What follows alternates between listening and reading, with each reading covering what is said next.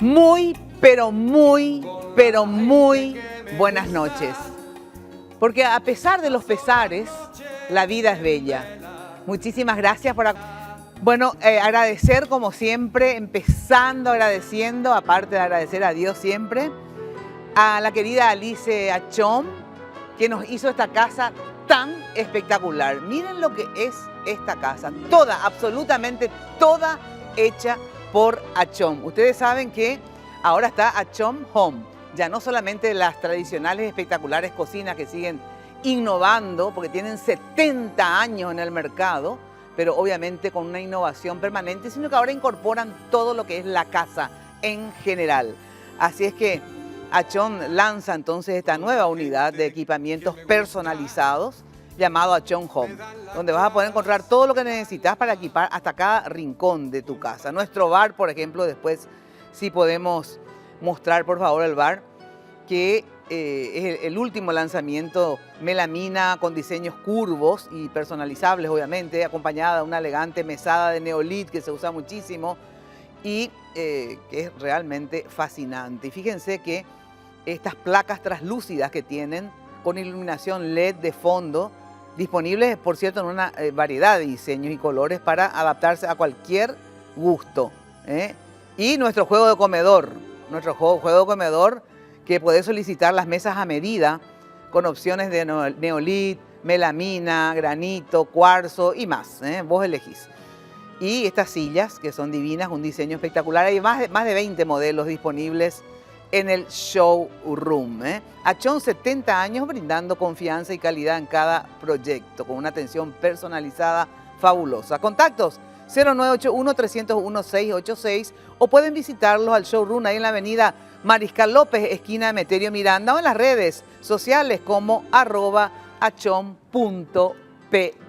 En tu itinerario, si vas a redecorar o tenés una casa nueva, en tu itinerario tenés que pasar por Achón. Sí o sí, pasa, luego elegís.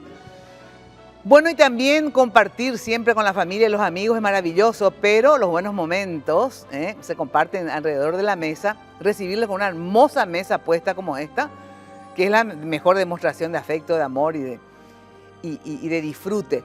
Si tenés una cena o recepción en tu casa y querés recibir a tu familia o amigos de una manera diferente y acogedora, va a tu domicilio y te prepara la mesa puesta, decorada, con todos los detalles para que te luzcas con tus invitados. Las ropas de mesa, todo lo que ves acá, también están a la venta, los individuales, camineros, posaplatos, servilleteros, etc. Número de contacto con Fátima Jiménez, 0982-791017. De todas maneras, en Instagram la encontrás como @lamesadefa.pi. Ay, se me hace agua la boca cuando veo este plato. Ya sabes, en la casita gourmet de Judith vas a encontrar los platos más ricos, sin gluten, bajos en caloría, viandas frescas y congeladas, deliciosos postres sin azúcar y sin gluten que te van a encantar. Te esperan en el renovado restaurante o en el market saludable. Dirección, anotá, Teniente Héctor Vera, 1258 Casi Malutín. Teléfono 0982-979974. Si no te acordás, la casita gourmet de Judith está en todas las redes. Rico y saludable como en casa. Bueno, ahora sí saludo a esta mesaza. Realmente qué importante, siempre me gustan obviamente mis programas y mis invitados porque los elijo yo, pero qué importante este tema porque todos siempre queremos que nos vaya mejor. Entonces tenemos que saber de dónde partimos para poder saber hacia dónde vamos y las posibilidades reales de que nos vaya mejor. Para eso vamos por favor con la mujer primero. Mujer en primer lugar, la superpoderosa Lea Jiménez, ministra, jefa de gabinete de la Presidencia de la República. ¿Qué tal, Lea? Gracias por estar. ¿Cómo estás, Mina? Un gusto saludarte a vos, a mis compañeros, a toda la audiencia. Un placer siempre estar contigo. Gracias. Carlos Fernández Valdovinos, ministro de Economía y Finanzas. Gracias por estar. ¿Qué tal, Mina? Muy buenas noches para vos, para los demás invitados y también para toda la teleaudiencia. Bueno, Orué, que es el director, digamos, ministro nacional de Ingresos Tributarios de NIT, ¿verdad? Correcto. Ustedes van cambiando los nombres, bueno, pero es muy importante después explicar por qué se hizo esa fusión y cómo está funcionando. No pudo venir, está con un inconveniente, pero está el licenciado Juan Olmedo, que es gerente general de aduana y que maneja todos los datos que queremos Así que gracias por estar. Gracias, Mina. Buenas noches también al señor ministro, a la señora ministra. Un gusto compartir con ustedes esta mesa. Gracias. Bueno, antes de empezar a entrar en tema, ¿cuál es la función de cada uno? En el sentido, ¿qué es ahora un ministro de Economía y Finanzas? ¿Qué es una jefa de gabinete? ¿Cuál es lo que es? ¿Qué hace, digamos, aparte de retar a la gente? ¿Qué haces, Lea? ¿Qué es una jefa de gabinete? Muchas gracias, Mina. En realidad mi rol no cambió. Sí. Es el mismo rol de siempre del ministro secretario de Presidencia. Básicamente yo soy una coordinadora y siempre digo, soy un poco el brazo ejecutor del presidente. El presidente establece la hoja de ruta, eso se consensúa y finalmente se implementa. Y en ese proceso yo soy, digamos, la persona que acompaña esos procesos de ejecución, doy seguimiento a los proyectos y la verdad que estoy un poco en todos lados, acompañando y asegurando de que ese proceso de coordinación se da de la mejor manera posible. Clarísimo, clarísimo. Ministro, ahora que en relación a lo que era el Ministerio de Hacienda y lo que es ahora Economía y Finanzas, ¿en qué cambia, digamos? Cambió en el sentido del foco que debe tener el ministerio. Anteriormente era básicamente, yo siempre digo, una especie de cajero. Sí. Básicamente recibía, pagaba y nada más. Y no tenía mucho tiempo de pensar en el mediano plazo. Era pensar el presupuesto de este año y no para mediano plazo. Políticas de Estado. Claro. Y ahora que está junto con nosotros la cuestión de la ex STP, que era la Secretaría de Planificación. Entonces tiene una mirada un poco más de largo plazo. Y también tenemos incorporado lo que era anteriormente la ley de la función pública. Perdón, la Secretaría de la Función Pública, que me pareció muy importante porque todo lo que se hace ahí tiene implicancia presupuestaria. Claro. Entonces es una manera también de tener un cierto control con respecto a los recursos humanos, las remuneraciones. Y ahora sí estamos pensando un poco más allá de simplemente recaudar y pagar. Pero de todas maneras, vos seguís siendo el que, si bien recauda... recaudan a cada lado. Pero de todas maneras vos administras esos fondos, ¿verdad? Exactamente. O sea, vos decidís, bueno, acá va, acá no va, o sea, dentro de un plan económico, obviamente, del gobierno, ¿verdad? Del gobierno. Y vos repartís, o sea, vos recibís y vos repartís. Sí, básicamente, como todo gobierno, tiene una cabeza que es el presidente de la República, ¿verdad? Nosotros ejecutamos las prioridades que se establecen ahí y justamente en este año estuvimos tratando de dar más recursos a educación para el pago del escalafón docente, por ejemplo. Más recursos para salud, que tenía una cantidad de deuda atrasada que ya la hemos cancelado en su totalidad al mes de septiembre. ¿Ya? Sí, todo lo que nosotros habíamos dicho al mes de septiembre, hicimos una tabla, hicimos quiénes eran los acreedores y pagamos en su totalidad ahora. Y le dimos más recursos, hay $300 millones para medicamentos para este año. Y también la otra prioridad es seguridad y también la parte de contención social. Después vamos a ver cuáles son los planes. Solamente que quería definición de qué son. A ver, DENIT, famoso, que es Dirección Nacional de Ingresos Tributarios. A ver, bueno, ¿qué cambió? Básicamente, como mencionó el señor ministro, el Ministerio de Economía es el que define la política fiscal. Sí. Y la DENIT lo que hace con esa política fiscal lo ejecuta conforme a las normativas que en ese momento estén vigentes y hace también un análisis global de la economía en su comportamiento y hace recomendaciones básicamente al Ministerio de Economía para realizar de repente ajustes que se consideren oportunos a la política fiscal. Pero en la práctica lo que hace la DENIT es ejecutar y recaudar, básicamente, controlar, recaudar, gestionar, facilitar el comercio internacional y el mercado interno también. Pero ahora con esta unidad, porque siempre obviamente recaudó, que antes era la SED, digamos, ¿verdad? Sí. Pero SED recaudaba y aduanas recaudaba, eran rubros, digamos, como que por separado. Hoy día esto está unido, ¿verdad? Sí, correcto. Con el proyecto que se había presentado al comienzo de este gobierno con el presidente Peña, lo que se planteó fue la unión de la Subsecretaría de Estado de Tributación con la Dirección Nacional de Aduana. ¿Eso qué significa? Significa que existe en este momento en el país una sola oficina recaudadora de impuestos. Por lo tanto, la política fiscal que marca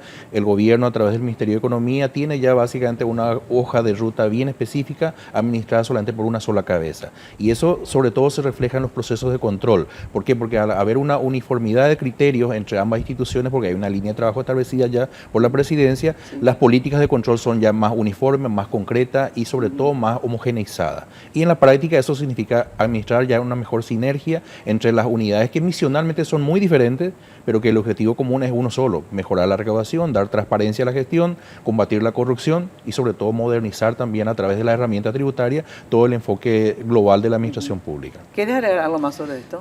Sí, quiero agregar que a Óscar Orué yo lo estoy llamando más que a mi señora, ¿verdad? Todos los días estoy detrás de él porque justamente ellos son los que me dan los recursos necesarios para ejecutar los planes. Y realmente se ha comprobado de que ha sido un éxito esa idea que se tuvo de fusionar aduanas con la SED.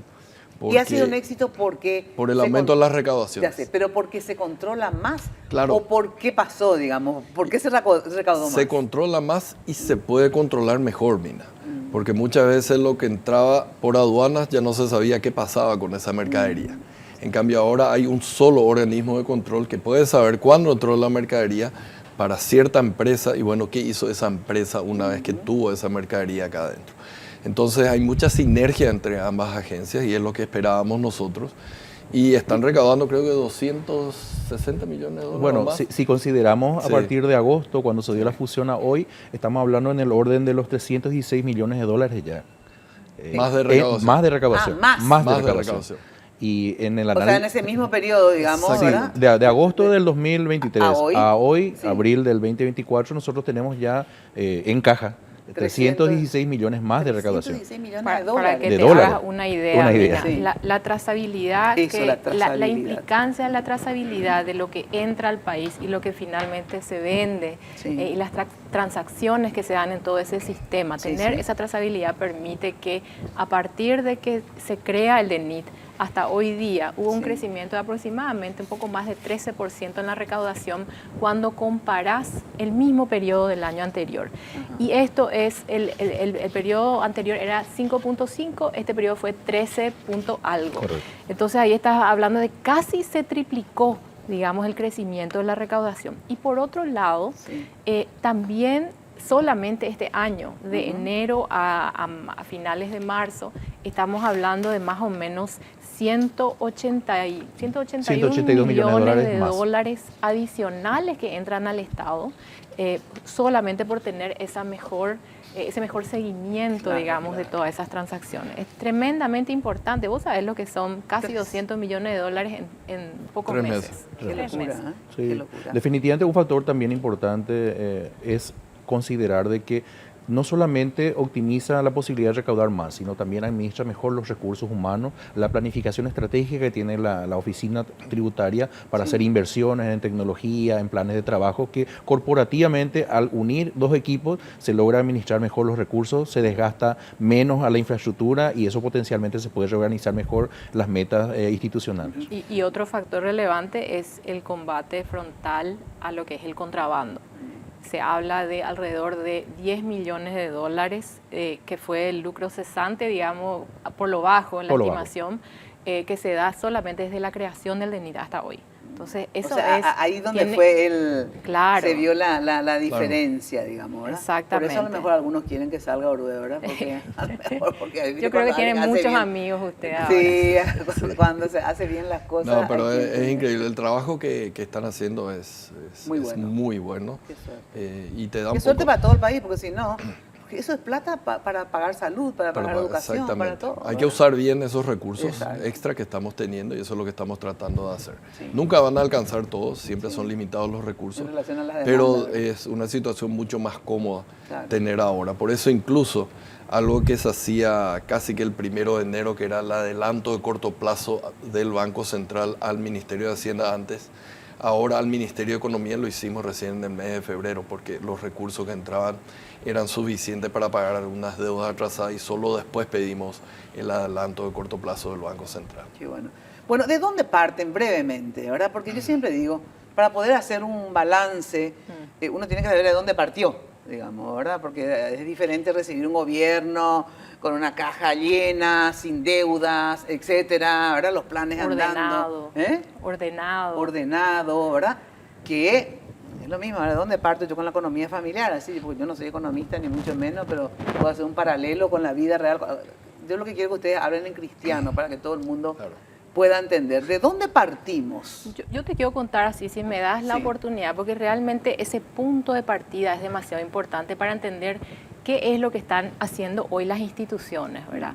Nosotros en el año 2022, imagínate, el crecimiento fue 0.2%. La pobreza fue la mayor estaba más alta del periodo prepandemia. Estábamos hablando de que casi más de 1 de cada 4 paraguayos era pobre. Hablamos también de una deuda no contabilizada desde el Ministerio de Finanzas, más o menos 600 millones de dólares solamente en los sectores de salud y en el sector de la construcción. Hablamos de una deuda de 5 años con el sector de los docentes a quienes no se les pagaba el escalafón. Hablamos también de una deuda con las maestras que habían pedido permiso de maternidad, no se les pagaba el permiso de maternidad, se violaba ese derecho de ellas. Hablamos también de un desorden y abandono institucional sin precedentes. Yo quiero hablar así realmente con lo que es la realidad que nosotros encontramos. Cuando vos mirás salud, por ejemplo, solamente para llevar adelante los pagos que finalmente el ministro de Finanzas con la ministra de Salud lograron articular y terminar justamente ¿Cuántos millones de dólares eran? 600 millones. Sí. En total con Salud, obras públicas y salud. Salud 600 millones de dólares de deuda. De deuda. Y esto ¿Qué más pagaron? o menos los sectores ya daban por perdidos, o sea, estaban desesperados cuando nosotros llegamos. Entonces, esto es el ordenamiento. Pero en el Ministerio de Salud solamente nosotros encontramos, cuando digo desorden, digo solamente en la parte de pagos. Para hablar de pagos, teníamos 72 pasos en el proceso de pago. Eso es inaceptable. Vos te imaginas, mira lo que significa en términos de burocracia y corrupción que se puede dar porque en ese en cada proceso. paso Porque había cada seguramente paso que una hay parte, un había que intermediario aportar. financiero, vamos a decir. Sí. Entonces, eso se recortó a 17 pasos transparentes que permitieron juntamente un proceso mucho más ordenado. Y quiero mencionar algo muy importante, porque justamente en estos días volvemos a escuchar logros del gobierno en ese sentido. Nosotros encontramos a la República de Tacumbú.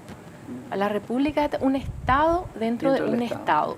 Estamos hablando de un Estado gobernado por criminales y narcos, que básicamente manejaban todo un sistema de recaudación y económico muy importante, que se traducía en impactos muy grandes en lo que es la seguridad ciudadana, en lo que es el microtráfico, lo que es el consumo local de drogas, lastimosamente, y lo que es también el narcotráfico.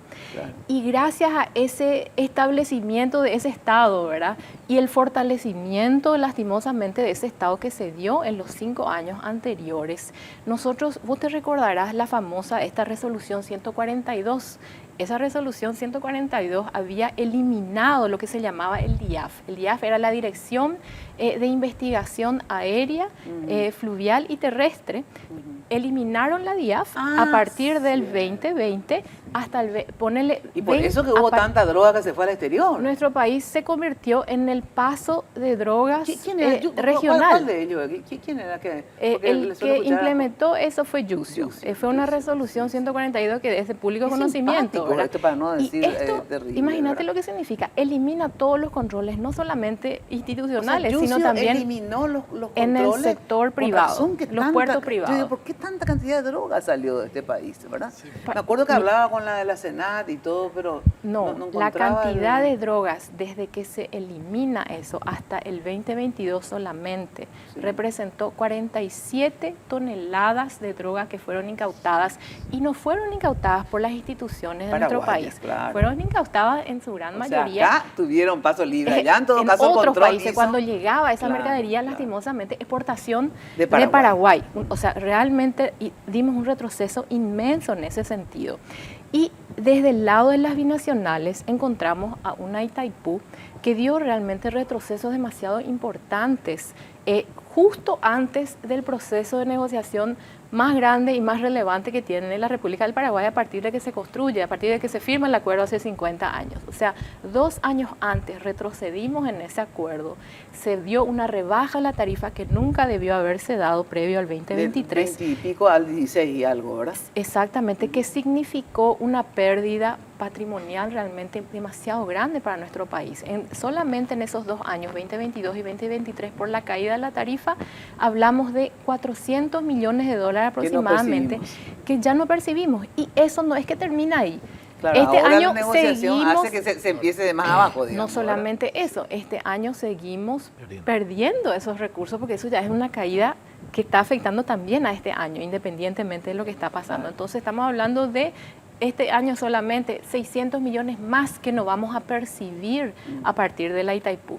Y Yacyretá, ni hablemos, ¿verdad? Encontramos a una Yacyretá en quiebra técnica y finalmente, y con un desorden bastante importante, que todo esto que yo te describo son los ítems más grandes, pero todo esto se replicó a lo largo y ancho de cada una de las esquinas institucionales. Ese fue el punto de partida que es importante entender para poder visualizar qué es lo que está haciendo el gobierno hoy. Claro, porque viste que mientras vos pones orden, ¿verdad? Y pagás deudas, famoso, vamos a estar mejor, pero lo que pasa es que mientras todavía no estoy mejor porque tengo que arreglar esto, y a partir de que arregle todo recién podemos salir, digamos, a... Había una serie de hemorragias, digamos, que tenías que atacar primero antes de empezar a implementar los planes. De todas maneras estuvimos haciendo ambas cosas en paralelo, ¿verdad? Sí. Porque yendo a lo que es mi cartera, ahí básicamente no existía ningún plan fiscal ni ningún plan económico. O sea, estaba totalmente abandonado. Creo que ha sido una gran irresponsabilidad cómo dejaron la casa en lo que era el Ministerio de Hacienda, ¿verdad? Porque estos 600 millones de dólares ellos lo tenían escondido bajo la alfombra. Ni siquiera lo querían reconocer. De hecho, yo me acuerdo cuando empiezo a hablar con las constructoras, con las farmacéuticas, yo quito en mis redes sociales justamente el problema que se viene con estas deudas que no están contabilizadas, y del Ministerio de Economía en ese entonces me quitan un comunicado diciendo de que yo era irresponsable y de que estaba atentando incluso con respecto a la calidad de las políticas de Paraguay, y eso iba a tener un impacto en los inversionistas. Pero yo creo que a los inversionistas lo que más les molesta cuando uno no es transparente, no es transparente. Y no cumple, porque las empresas y todo, obviamente... Pero mismo a los que compraron nuestros bonos, cuando nosotros salimos a explicar, miren, esta es la situación y esto vamos a hacer. Tenemos este plan y vamos a irnos ahí. Entonces, todo el mundo entendió. Es lo que pasó con la farmacéutica, porque cuando agarramos y eran 300 millones del Ministerio de Salud, le empezamos a decir, el siguiente es el plan del gobierno. Vamos a pagar alrededor de 12 millones de dólares a partir del mes de septiembre por mes. Vamos a salir a emitir unos bonos en enero. Y ahí al 28 de febrero le vamos a pagar la totalidad. Ahora, se cumplió. Sí. Se cumplió. Yo lo que también, antes de ir a la pausa, pero así en 2 palabras, si me podés decir, ministro, la situación económica financiera del Estado, ya me contaron de todo este desorden, digamos, pero una vez que, a ver, pero que me expliques de la siguiente manera, a ver, yo tengo para gastar, ya sea por las recaudaciones en expectativa, más algunos préstamos, colaboración, no sé cómo se llama cuando hay países que te... Donación, o lo que sea. O sea, todo en porcentaje, aunque no me hables en cifra. A ver, yo tengo para este año, ¿verdad? Ponerle 100 millones de dólares, te digo cualquier cifra. Pero tengo un presupuesto y unos gastos en expectativa de 130. Entonces, hay un déficit fiscal muy grande, no... A ver, ¿cómo está en ese sentido? Mira, para hacer así tipo, debe haber saldo más o menos, el presupuesto general de gasto de la Nación de este año es alrededor de 15 mil millones de dólares, o sea, todos los gastos que hay. Eso incluye todo con sus diferentes formas de financiarse. Todas las inversiones, todo. Todo, con diferentes formas de financiarse. Y tenés para financiarse los impuestos, que se llama Fuente 10, los fondos propios que recaudan algunas entidades, ¿verdad? Se llama Fuente 30. Y Fuente 20, que es endeudamiento. El endeudamiento es básicamente el equivalente o el espejo de lo que es el déficit fiscal. Un déficit fiscal que Paraguay siempre lo tuvo bien controlado, porque sabemos que es el indicador. ¿Qué es el déficit fiscal? Es la diferencia que hay entre lo que vos gastás y lo que vos recaudás. Exacto. Entonces, si vos gastás más de lo que recaudaste, tenés que ir al banco a pedir prestado, porque si no, no podés financiar. Y eso es lo que hace un gobierno. Ahora, al comienzo te presta el gobierno, pero después cuando ven que tu deuda es muy grande, ya empezás a tener problemas. ¿Y cuál es nuestro déficit fiscal? Este año es 2.6%. ¿Y eso es mucho, es poco? Es relativamente poco, pero más que mirar, digamos, el punto, hay que mirar cuál es el plan para adelante. Porque básicamente nosotros tenemos algo que se llama la Ley de Responsabilidad Fiscal. ¿Qué es esa ley? Te pone un corset en el monto de déficit que podés tener. ¿Es un número aleatorio? No. Se supone que es un déficit máximo razonable y responsable. ¿Cuál es ese número? 1,5% del PIB. No es 2,6, Nosotros estamos en 2,6. ¿Por qué? Pasamos entonces del corset. No, claro, pero ¿por qué? Cuando estuvo la pandemia, Sí. la mayor parte de los países del mundo, digo la mayor parte porque uno de los que no lo hizo fue México, pero la mayor parte de los países del mundo incrementaron su déficit fiscal porque había que gastar más en salud, porque había que Y también implementar ingresaba seguro que menos. mucho menos, claro. ingresaba. Bueno, entonces todo el mundo tuvo, Paraguay tuvo alrededor de 6% de déficit fiscal. Sí, pues. Entonces lo que hay que tener es, bueno, el 6 no podemos tener de forma permanente, Lógico. podés tener un año, pero tenés que tener un plan. Y el plan del gobierno anterior era llegar este año 2024 al 1,5. Pero ¿cuál fue la sorpresa cuando nos pusimos nosotros a ver de que no habían pagado estos 600 millones de deuda? Entonces el número que tenían era un número falso. Entonces era imposible llegar. Hicimos un nuevo plan fiscal que lo explicamos públicamente a todos, ya sea a nivel doméstico o a nivel internacional, y nos lleva al 1,5 máximo en el 2026. En el 2026 Sí. estaríamos al 1,5 de déficit máximo, o sea, estaríamos ahí en un nivel. El 2,6, si bien es más alto que el 1,5, es 1% más, es manejable. Es manejable. Y si tenés un plan de consistencia o de convergencia fiscal, no es un problema. Y todo el mundo lo ve así, ¿verdad? Entonces, ahora el punto es cumplir, y creo que lo estamos cumpliendo gracias a las recaudaciones que están llevando y a un mejor control en los gastos. Bueno, vamos a ver en perspectiva esto, cómo bajamos a tierra con el desarrollo del país, Sí, eso de que vamos a estar mejor y sobre todo, digo, las cifras macroeconómicas que no son malas, tengo entendido las nuestras, las de nuestro país, ¿verdad? Que si el Producto Interno Bruto, el crecimiento, la inflación, etcétera, etcétera. Pero después también el micro, o sea, a ver cómo está la gente, el índice de desempleo, de pobreza, vivienda, salud, educación, a ver, cómo hacer que eso chorree, digamos, ¿verdad? Porque, por ejemplo, el pago de las deudas a las constructoras, ¿verdad? Obvio hay que honrar los compromisos porque si no, son un país poco serio, aparte la gente ya no trabaja para vos. Pero esa es una cosa, una plata que que tenía que haberse honrado, pero fuera a la cuenta de los empresarios de la construcción, digamos, ¿verdad? Porque obviamente se le debía. Pero casi, tengo entendido, ustedes me van a corregir, no sé, iniciaron nuevas obras, nuevas licitaciones, como para decir, hay plata corriendo en la calle, ¿verdad? A través de las obras, porque ahí es que se van los obreros, etcétera, etcétera. Pero si no, ustedes me corrigen. Lo que yo quiero saber es eso. ¿Cuáles son esos planes con todos estos índices que estamos hablando acá, de este déficit? ¿Qué plan ustedes tienen? ¿Cuáles ya echaron a andar, ¿verdad? Para que la gente se sienta mejor, ¿verdad? Para que la gente se sienta mejor. ¿Cuándo se va a expresar eso y cómo? Luego de la pausa. ¿Cuál es el plan del gobierno? ¿Cuáles son los planes? Sé que algunos ya echaron a andar, pero medio tuertos, también tengo que decir. Por ejemplo, el plan de hambre cero, ¿verdad? Tuerto digo porque recién vamos a poder ver los beneficios de ese plan en el 2025, digamos, ¿verdad? A ver, ¿cuáles son los planes que están echando a andar desde más recaudación, menos recaudación, etcétera, etcétera, hasta aquellos, como les digo, ya sé que tienen un montón de planes, aquellos que la gente van a sentir? Bueno, vamos a empezar con lo que creo que ha sido prioridad desde un inicio, por lo menos desde el punto de vista económico, después hablamos de lo social, ¿verdad? Que era ordenar la casa, ¿verdad? Estuvimos hablando un poco de la situación en la cual nosotros nos encontramos. Ordenar, ¿qué te va a llevar? Necesitamos ordenar la casa, que nos va a llenar a poner un poco otra vez el fisco en condiciones de poder realmente ejecutar los planes que tiene el gobierno. Y ahí quiero hacer un énfasis, ¿verdad? Que la gente siempre dice, la macro, que no llega a la micro. Y puedo estar o no de acuerdo con eso, que la macro no es todo.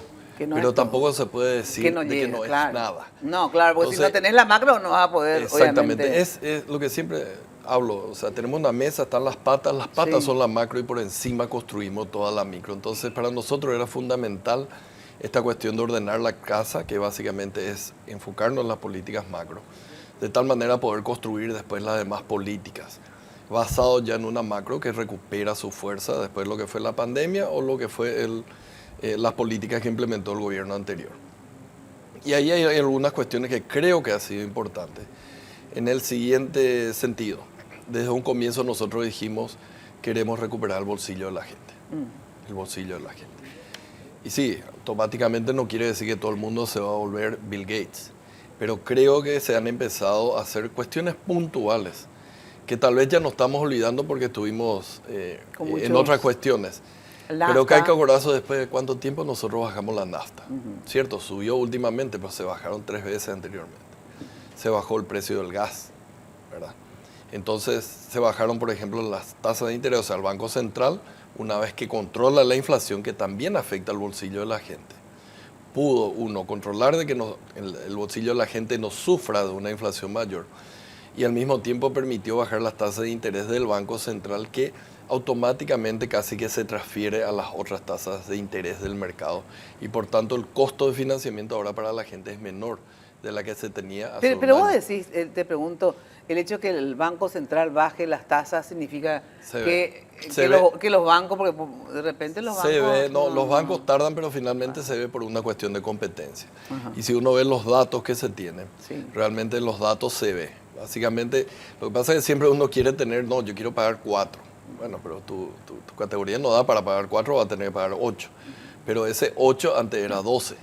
Entonces, pero son los números que se ven realmente. O sea, nafta, tasas de interés. ¿Cuál es otra cosa? A ver Bueno, la cuestión, por ejemplo, de haber resuelto esta cuestión de las deudas con las farmacéuticas, vamos a hablar de algo que te afecta mucho. Eso permite 2 cuestiones. Uno, de que se empieza a dinamizar nuevamente ese sector, ¿verdad? En el sentido de que, bueno, ahora sí voy a empezar a proveer muchos más medicamentos, digamos, al Ministerio de Salud. Y no solamente eso, porque esto es algo que yo hablé con ellos y ellos prometieron, y realmente si uno ve las últimas licitaciones, ya se ve un costo menor de los medicamentos para el Ministerio de Salud. No porque solamente hay mayor cantidad. Porque ellos alzan muchas veces, para el Estado, el doble, porque como va a tardar en recuperar, obviamente tienen que calcular el costo financiero. Entonces, eso fue muy importante. Hablemos de lo otro, del otro sector importante, construcción. ¿Cuál es la característica del sector construcción? Cierto, tiene mucha maquinaria de alta tecnología y demás, pero emplea mucha mano de obra. Claro. Bueno, al pagar, y vos mencionaste que estaba parado, y cierto, los números del Banco Central uno mira y ve que el sector de la construcción estaba totalmente parado. De hecho, en el año 2023, que fue un año bueno para la economía paraguaya, que terminó creciendo 4,7%, esa es la gran macro. Si uno empieza a ver cuál es el sector que se contrajo en el 2023, la construcción. Y eso tuvo su implicancia. Bueno, pero ahora está todavía contraído. Está contraído, pero ya está mejor. Está menos contraído de lo que era anteriormente, porque ahora que se pagó... ¿Pero por qué no se licita nada en el Ministerio de Obras Públicas? Hay 1.500 millones que tiene para hacer obras. O sea, para hacer, pero hasta ahora no se licitan ni están en ejecución. Espera, ya están licitadas las obras. Una cuestión es licitar. Tenemos que ser ordenados en esto, porque ¿qué pasaba en el gobierno anterior? Licitaba hasta más no poder. Pero una cosa es licitar, hacer... Y otra cosa es licitar, hacer y pagar. ¿Quién tuvo que pagar? Ahora tenemos que ser prudentes en licitar para que se haga y para que se pueda pagar. Y bueno, el monto de licitaciones que viene arrastrado del gobierno anterior es lo suficiente para que en este 2024 no nos preocupemos, en el sentido necesitamos sí o sí nuevas obras, o si no, no van a poder estar todas las maquinarias en pista. Hay 1.500 millones ya licitadas. ¿Y que van a empezar cuándo? Y ahora ya tienen que estar activando. De hecho, por ejemplo, en el mes de marzo, te doy un número, creo que fueron alrededor de 56 millones de dólares por fuera de la deuda anterior, que se ha, digamos, obligado para que el Ministerio de Economía le dé la plata al Ministerio de Obras. Ya sé que es culpa de Mario Audo, pero yo ya no me fijo más. Te digo nomás que lo que yo quiero saber, ¿verdad? Partiendo de la base de esta condición, entonces a ver, para que la gente sepa, mira, estamos como la mierda por culpa no importa de quién, ¿verdad? ¿Y cuándo va a estar la máquina en las licitaciones andando para que los obreros trabajen? Ya empezó a andar. Poquito, por eso te digo. poquito. No, pero son 50 y tantos millones, fíjate, 50 por 12 te da básicamente un nivel de ejecución de 600 millones al año. Necesitamos profundizar más, pero eso era cero anteriormente. Eso era cero. Por eso cero. O sea, si vos quitas de los números fiscales, la parte de la deuda era cero. Ya son 50, queremos llegar a 60, 70, pero ya te digo, ya empezó a funcionar también un sector que es clave para la creación de empleo, que es la parte de construcciones, por lo menos por la parte estatal, y gracias a que se pagaron las deudas. Entonces eso demora justamente, pero yo creo que abril va a ser mejor y así sucesivamente de acá para adelante. Entonces son pequeñas, digamos, cuestiones que estuvimos haciendo. Otra cuestión importante, que a lo mejor la gente estuvo hasta diciendo de manera despectiva, algunos que tienen el privilegio, como nosotros, de ganar, no sé, en millones de guaraníes. Tecoporá. 25% de ajuste tuvo Tecoporá. Para esa gente que no tiene nada, ese 25% que representaba a lo mejor 50.000 guaraníes más y que algunos de manera despectiva diciendo, mira, esto es todo lo que hace. Ese 50.000 hace muchísima diferencia para esa gente Tecoporá que no y después nada. los maestros y le devuelve a las familias más vulnerables la capacidad de compra que tenían 5 años atrás, porque lo que se hizo es calcular cuál fue el impacto directo que tuvo la inflación para ese grupo vulnerable y de esa manera ajustar el programa. No es una cuestión populista ni nada, una cuestión de justicia social realmente, porque para que ese programa pueda seguir comprando las mismas más cosas, o menos las mismas cosas que se compraban hace 5 años atrás. Claro, porque estaban comprando menos en realidad. Ese ajuste. Claro, mucho menos. 25% menos estaba comprando. Claro, lo de los maestros también fue otra claro, acción lo de los que maestros fue una cuestión. O sea, más plata, digamos, para ellos. Una deuda de 5 años nosotros solucionamos, 5 años. eso fue en 2 meses, en 3 meses tuvimos ya llegamos solucionado y se eso. solucionó eso. Exactamente. Porque realmente son cuestiones de justicia social que uno no puede ignorar, ¿verdad? Entonces ahí yo quiero complementar un poco a lo que dice Carlos. Totalmente de acuerdo, la macro indudablemente permea a la micro, pero sí eso no es suficiente. O sea, nosotros entendemos las dos cuestiones. Entonces, desde un principio se tomaron en cuenta esas implicancias para tomar decisiones que podían tener un impacto rápido. Por ejemplo, solamente, si vos te fijás, y Carlos conoce mejor que yo estos números, los números de crecimiento trimestral del año pasado. El primer trimestre, muerto. Segundo trimestre, cuando ya se tenían los resultados de la elección y se tenía claridad al respecto del norte, porque nosotros fuimos muy claros al respecto de qué vamos a hacer, y eso fija las expectativas de los agentes económicos, todos, las familias, el sector productivo, el sector público, todo el mundo empieza a mirar, ese es, hacia ahí vamos. Entonces vos empezás a ver una recuperación del crecimiento que finalmente en el último trimestre del año 2023 fue el crecimiento trimestral anualizado más alto de los últimos 5 años. O sea, se despertó la economía. ¿Y qué significa que se despierte la economía? Significó que en ese último trimestre tuvimos 119.000 personas que entraron al grupo de los ocupados. Más personas ocupadas. Esa es la macro. Y la micro. Se prende, la micro empieza a generar empleo y eso genera ingreso en el bolsillo de la familia. Eso es lo que ¿Quiénes fueron los principales beneficiados, digamos, de esa recuperación? Llama la atención mujeres y jóvenes. Fueron los que donde se vio el crecimiento más importante en términos de ocupación. Y también ahora tenemos los resultados de la medición de la pobreza. Vimos que 65.000 menos pobres extremos y algo así como 140.000 menos pobres en general, ¿verdad? Por supuesto, no podemos decir, claro, pero ese es el resultado que se mide a finales del año pasado. ¿Y cuáles fueron los componentes? Porque es muy importante entender qué hizo que esa gente salga de la pobreza. La inflación controlada es demasiado importante. El Tecoporá Bareté, que ayudó a recuperar la capacidad de compra, porque hay que entender dónde se midieron esos números. Esos números se midieron más o menos alrededor del último trimestre. Yo creo que no sé si eso tiene todavía, yo creo que en todo caso se hace otra medida, porque esas mediciones se hicieron en realidad cuando ustedes todavía ni empezaban el gobierno, porque ustedes empezaron en agosto. No, es una medida trimestral. Es una medida trimestral. No es la del censo. No. Es una medida trimestral. O sea, que fue hasta fin de año. Hasta fin de año. Claro. Incluyó. Coincide con las medidas del PIB que hablaba Lea anteriormente. Coincide con este movimiento y recuperación. Eso es muy importante porque de repente se pierde en la conversación. Dicen, no, este logro no. Esto realmente es una economía que se despierta, se genera circulante. Y tal vez para traerlo un poco más a este momento, a la actualidad. Semana Santa, ¿qué pasó? Tuvimos emisiones 100%, todos los hoteles llenos. 30.000 personas que fueron solamente al evento de Tañarandí. Tuvimos 500.000, digamos, pagos de peaje, movimiento de automóviles solamente en esa semana.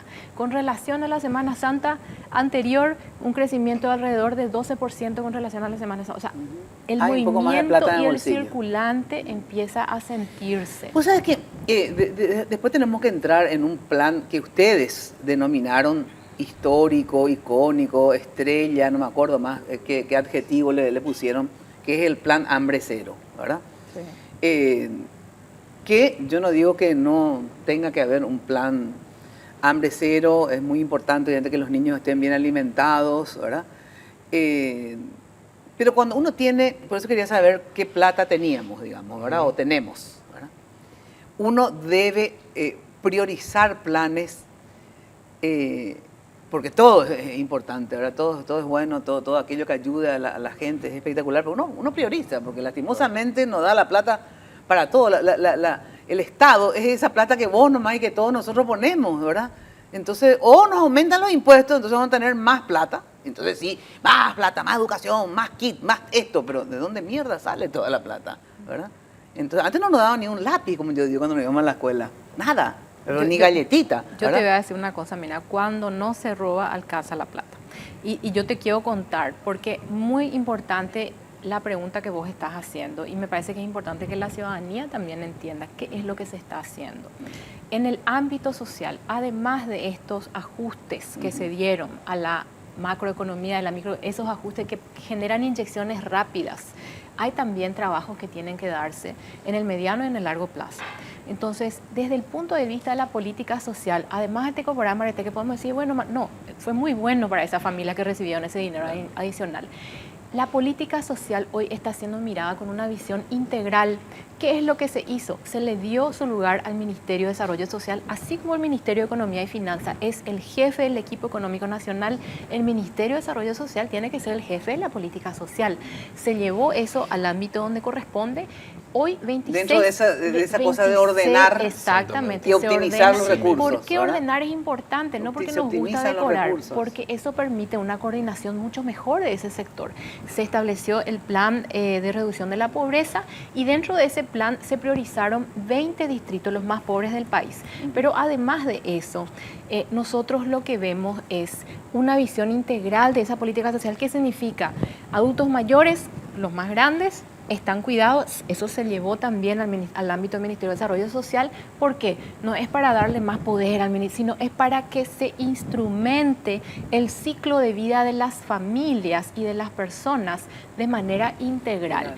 Luego tenés Tecoporán Bareté, la familia, los adultos mayores, la familia, y ahora todo lo que es la cuestión de alimentación se está reformando. Y yo quiero decir, a través de Hambre Cero en las escuelas se está empezando a reformar, porque no abarca todo el universo. Entonces, esto abarca a un sector muy importante donde nosotros entendemos habían falencias demasiado grandes a la hora de implementar el programa que teníamos anteriormente. Totalmente. Y una cobertura paupérrima. Paupérrima y una corrupción y vos preguntás, grandírrima, ¿verdad? Grandiosa. ¿Cómo esto tiene una influencia en la economía en su conjunto?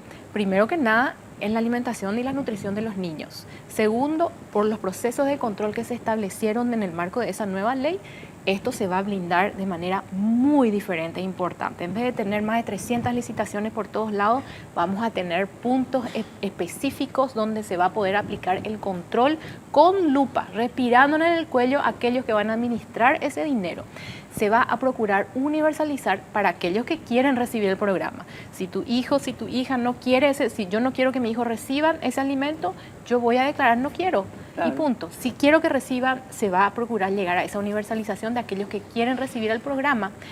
Y finalmente esto va a significar una inyección de recursos importantísima en términos de lo que es todos los subgobiernos, ¿verdad? Y finalmente la agricultura más pequeña. Los pequeños productores se van a beneficiar también de esta política. Entonces, hay una visión integral y una visión de reactivación económica que va más allá de solamente universalizar. Ya es importante eso, pero más allá de esto, esto va a tener ramificaciones y, digamos, positivas en el resto de lo que es la economía y la política social en general. Quería hacerle el siguiente planteamiento. Resulta que cuando uno prioriza, me imagino que eso ustedes hacen, porque como la plata que tiene el Estado, que recauda en relación a todas las obligaciones, a los costos ordinarios, no sé cómo se dice eso, ¿ordinario se dice? Gastos rígidos. Gastos rígidos, PEA. A los gastos rígidos, etcétera, ya les queda relativamente otra vez poco para todo lo que es inversiones, etcétera, que es lo que genera esto que queremos, ¿verdad? Que chorrea hacia abajo. Cuando ustedes lanzaron el plan de hambre cero, que me parece muy bien, porque obviamente un niño debe estar bien nutrido para poder aprender, etcétera, etcétera. Yo digo, si yo soy el Estado, ¿verdad? Entonces tengo que hacer ahí de equilibrista para poder ver. La idea era no solamente nutrirle, sino que porque de ese modo también, cuando un niño consume tantas calorías, o un ser humano, entonces también el índice de pobreza y eso se mueve, ¿verdad? Pero yo te decía a vos, Fernández Valodino, en una entrevista en la radio, ¿por qué, por ejemplo, si van a gastar, imagínate, 300 millones de dólares, un poco más en realidad, 380, pero vamos a hacer, yo te dije 300 porque así me es más fácil los cálculos, 300 millones de dólares para el tema del almuerzo. De hecho, los niños, digamos, si bien obviamente no están bien nutridos ni alimentados, ya existía el tema de las meriendas, muy mal, obviamente, organizado en el sentido de que mucha corrupción con ese tema. Estaban mal nutridos, pero comían, digamos, los niños no están mal nutridos, pero no se muere de hambre el paraguayo todavía, gracias a Dios, en nuestro país, como en otros lugares del mundo, ¿verdad? Entonces yo nomás pensaba, ¿por qué ustedes no ponen aparte hambre cero o si es opcional? Usted decía, hacía el siguiente ejercicio, 300 millones de dólares, que en realidad es más lo que le va a costar esto, que es para darle de comer a los niños de una familia, a veces uno o dos, 180 y pico de días, ¿verdad? Escolares, ¿cuántos días? 180. 180 días a uno de los niños de la familia. Y yo decía el tema de plan de vivienda, por ejemplo, ¿verdad? 300 millones de dólares vos le das al Ministerio de la Vivienda, 300 millones de dólares le das, te van a poder construir 30.000 viviendas, ¿verdad? Viviendas económicas, viviendas para los sectores populares, ¿verdad? Gratis, o sea, 30.000 viviendas que vos vas a entregar. No estoy hablando de Cheroga por nada, eso es otra cosa. 30.000 viviendas. Si vos vas con 300 millones de dólares vas a construir 30.000 viviendas, se calcula 5 puestos de trabajo por cada vivienda directo. Son 150.000 puestos de trabajo directos. Los indirectos, 5 más se calcula, ¿verdad? Que la chipera, que esto, que lleva el ladrillo, qué sé yo. 5 más se calcula. Son 300.000 puestos de trabajo, pero vamos a bajar a 200.000, ¿verdad? 200.000 puestos de trabajo, que entonces ese padre va a poder darle la comida a su hijo, ¿verdad? Y encima vos le vas a entregar, vas a inaugurar una vivienda que le vas a entregar gratuitamente al que no tiene, al que está hacinado. Porque este niño que vos le vas a dar con 300 millones, que va a comer un almuerzo, sensacional, ¿verdad? No es que esté en contra, pero se va a ir a ahorrar a su casa de lata, de cartón, o hacinados, toda una pieza, que eso trae problemas de todo tipo, de degeneraciones y de abusos, ¿verdad? Sin embargo, le vas a dar una casa digna, le vas a dar empleo a su papá o a su familia o a quien sea. Son 200.000 empleos. Entonces, si yo de verdad tengo que optar, ahora, si puedo hacer las dos cosas, sin dudar hago las dos, ¿verdad? Pero yo no sé por qué ustedes no hacen hincapié en algo que Santiago, el presidente, se comprometió, que es 500.000 empleos, que es la verdad que es una barbaridad lo que dijo, ¿verdad? Para 500.000, ojalá lo logre, ¿verdad? Pero ahí luego ya podés, por lo menos 200.000, ¿verdad? Y le vas a dar una casa. Vos te vas a ir a inaugurar una casa, le vas a dar una casa que se toca y se queda ahí, ¿verdad? Y encima le va a dar trabajo a su papá, a su mamá o a su papá o quien sea, ¿verdad? A su tío. Entonces, ese plan, por ejemplo, de verdad, no entiendo, yo nomás soy muy loca, digamos, pero para mí ese plan es completito, ¿viste? Cierra todo. ¿Viste así cuando un plan te cierra todo? Este es el del hambre, ya estás puteando a todo el mundo. Para organizar y a darle a los 1.300 niñitos la comida va a ser un lío. Te van a decir, no, horrible la calidad de la comida, le falta más azúcar, etcétera, etcétera, ¿verdad? la casa le das, el empleo le da y que él le dé la comida a su hijo. ¿Por qué no hacen hincapié en la vivienda? A pesar que lo están haciendo, en el sentido de que veo siempre los informes del Ministerio de Baruja, ¿verdad? Que están creo con 7.000 casas andando ya, ¿verdad? El presidente creo que se comprometió a 7.000 más, porque ve que se hace, digamos, ¿verdad? 7.000 más, no sé, hay plata para los 7.000 más, porque con esto que le dieron a Baruja da para 7.000, 9.000, pero para 7.000 más no da. ¿Está en el plan, digamos, hacer este plan o no? ¿Llevar adelante este plan? Un par de reflexiones, después le dejo a Lea para la cuestión de hambre cero. Toda la razón. Yo creo que lo mejor que podemos hacer, la mejor política social que puede tener un gobierno es darle empleo a la gente. Sí, esa es la mejor. Le das, se mantiene, vos no necesitas hacer transferencia y demás. Ahora, muchas veces no es tan fácil la creación de todos estos puestos de trabajo para que la gente tenga un nivel de vida digno, ¿verdad? Sí. Pero coincido contigo, lo mejor sería eso. Después, en política... ¿Por qué no hacen? Espera, porque... Y te voy a decir por qué de repente no se puede hacer de la noche a la mañana. Sí. Después, la combinación en la transición tiene una...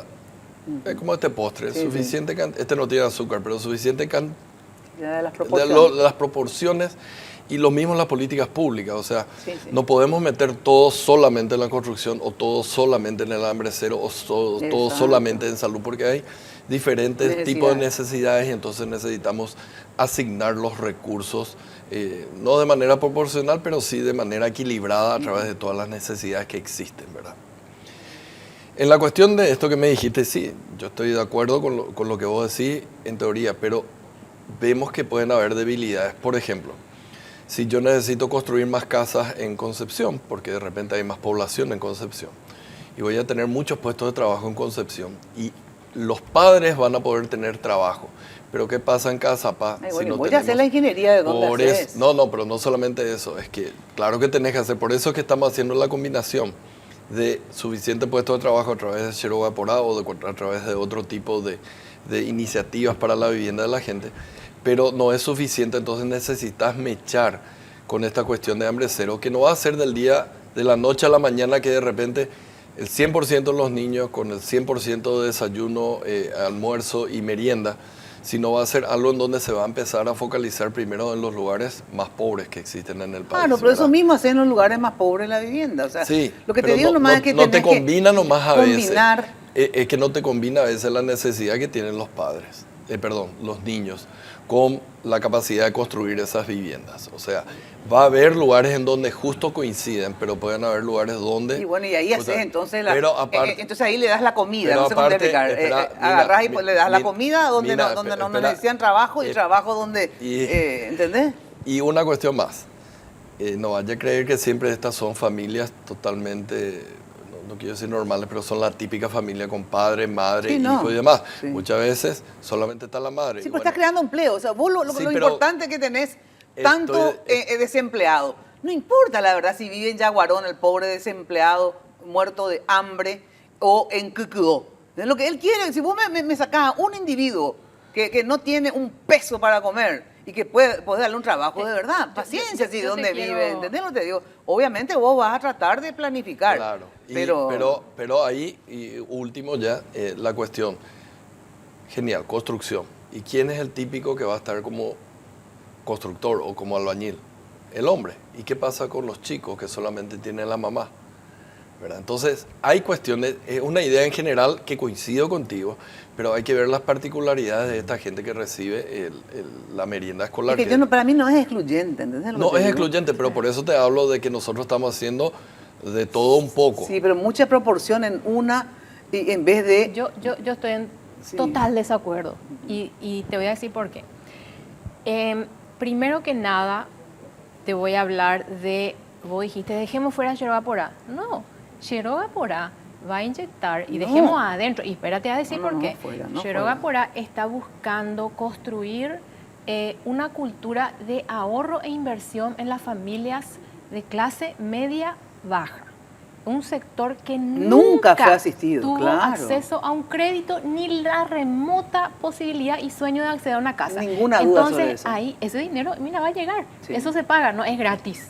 Eso es lo más lindo, de hecho, porque son créditos que van a ser baratos, adecuados para ese sector y van a permitirle a esa familia generar un ahorro. Familias que hoy están gastando dinero en alquiler, hoy van a poner plata en su casa.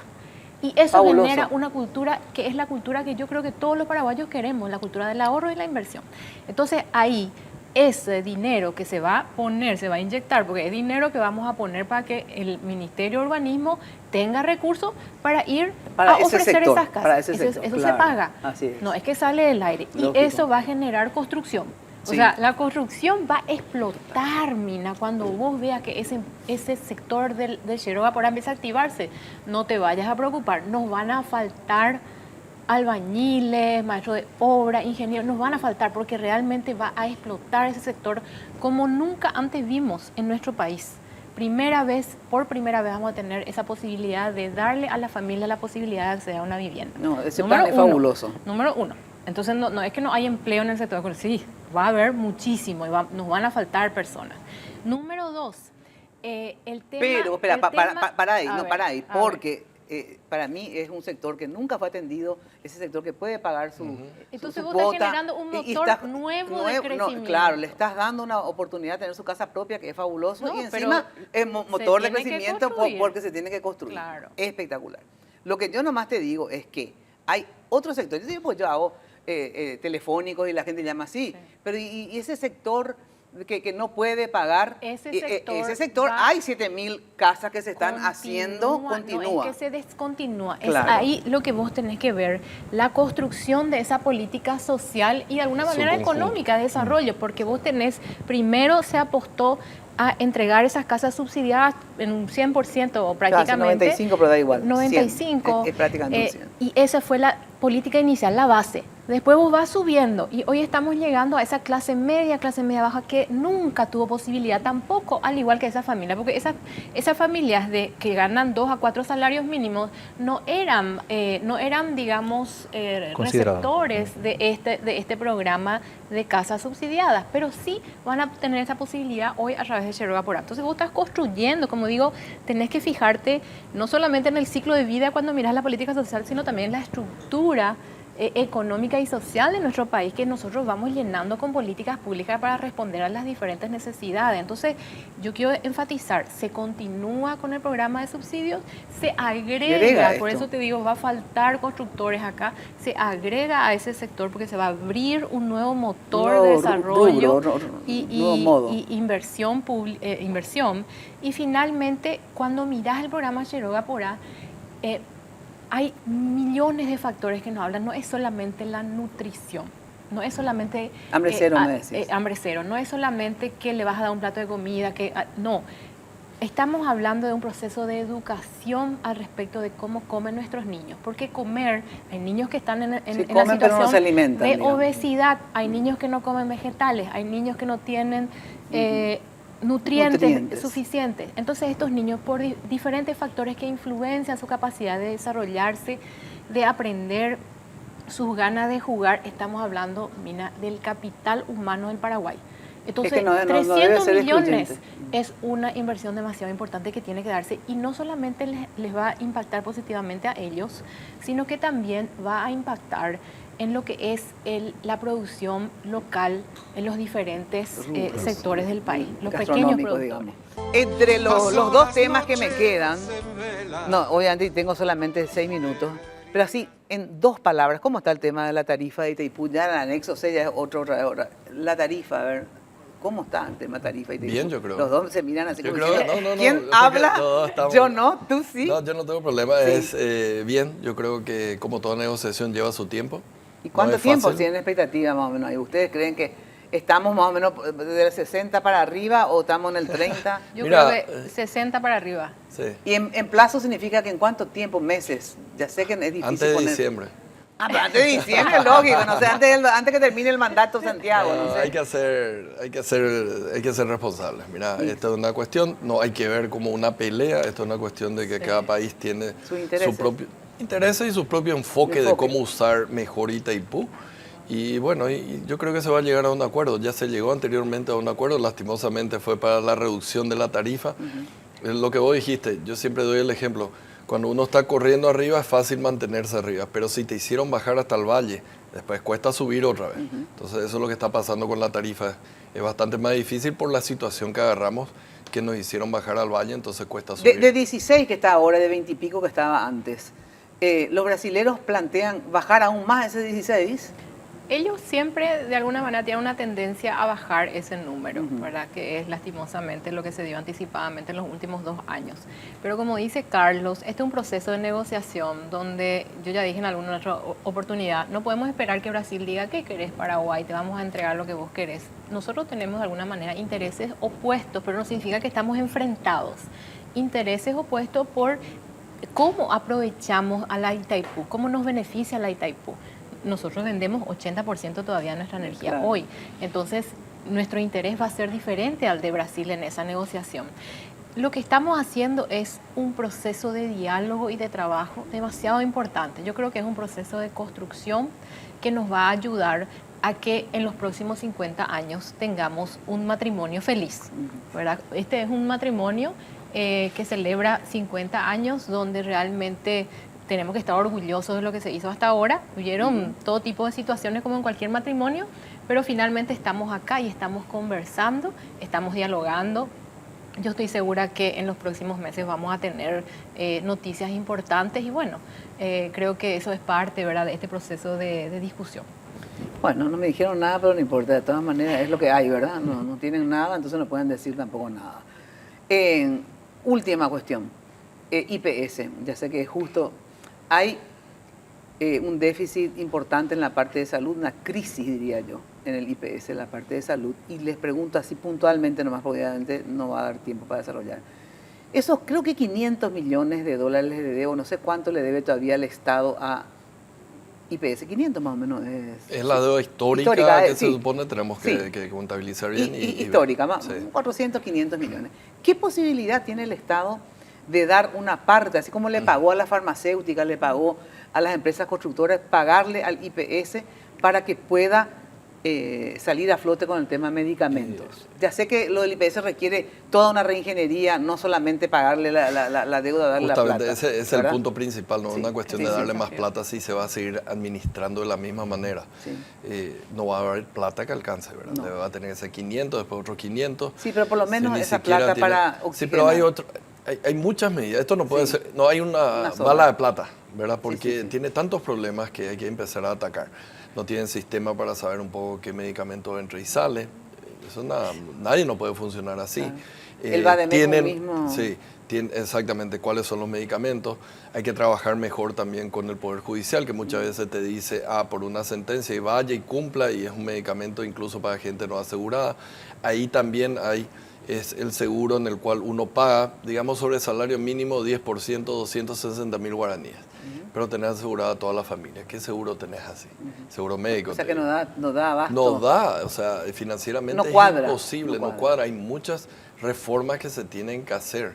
Y mismo de la plata poca que le queda, una gran parte va a gastos administrativos. No porque gastan todo, sino que está asignado por ley para que vaya a gastos administrativos. Bueno, pero algo de plata se le puede dar al IPS, te pregunto. Se va a poder dar y estamos trabajando en eso. Se va a poder dar una parte. Tanto lo que le corresponde a ellos, ¿verdad? Porque hay un 2,5% que se le quita a ellos y va para CENEPA y para SNPP. Ver un poco cómo realmente la plata que es el IPS vaya al IPS y los otros programas pueden ser financiados con los ingresos que tiene el Estado. Claro, pero lo que no queremos es alimentar un barril sin fondo. No, por eso hacer las dos cosas a la vez. Exacto. Sí, claro. O sea, reestructurarlo, ¿verdad? Ordenarlo, digamos, y paralelamente oxigenarlo. Sí, y la cuestión de la deuda con los proveedores que hay que reconocer, porque yo creo que hay que reconocer, tener un plan de pago. No va a ser posible agarrar y pagar mañana o pasado en un mes, sino tener un plan de pago que muchas veces el proveedor lo único que quiere es tener previsibilidad de cómo se le va a pagar. Correcto. Claro.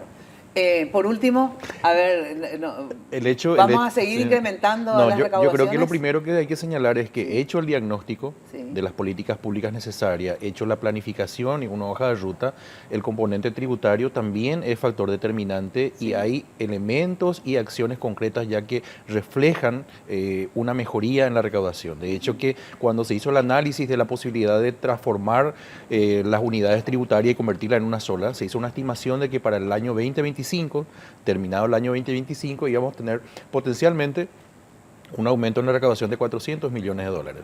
Hoy, a marzo del año 2023, tenemos 316 millones. Por lo tanto, esa mejora creemos que se puede dar inclusive antes del cierre de este año. Por lo tanto, tenemos un año de gracia, que también es un factor económico importante para darle un optimismo a las políticas públicas que mencionaron los señores ministros. Claro, claro. Por lo tanto, eso va a seguir siendo una expectativa positiva y motivadora para cualquier política pública, y por lo tanto también el factor tributario es crítico porque es transversal a todas las políticas. ¿Por qué? Porque una mejora en la gestión, en la transparencia, en la trazabilidad, reduce los costos impositivos, porque en el impuesto no solamente es lo que uno paga porque es una tasa efectiva marcada en una norma, sino también el costo de facilitación, de gestión. Mejorando la institución, formalizando y mejorando la gestión pública, también los costos operativos bajan, y eso también es un recurso que se adicionan a las empresas para, de manera oculta a lo mejor, pero efectiva, se pueda generar más fuentes de trabajo, mayor posibilidad de inversión y crecimiento económico que finalmente derrama en todos los sectores, ¿verdad? Bueno, se me refue el tiempo. Gracias de verdad por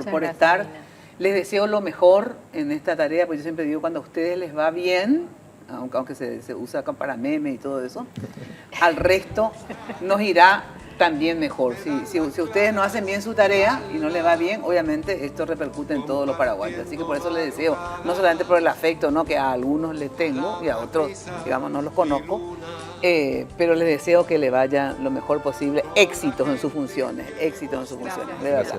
Gracias. Ahora sí, nos despedimos, nos vamos hasta el próximo domingo. Ya sabes que de lunes a viernes te espero siempre de 16 a 18 horas por Radio Monumental, la 1080. Chao, chao, muy buena noche.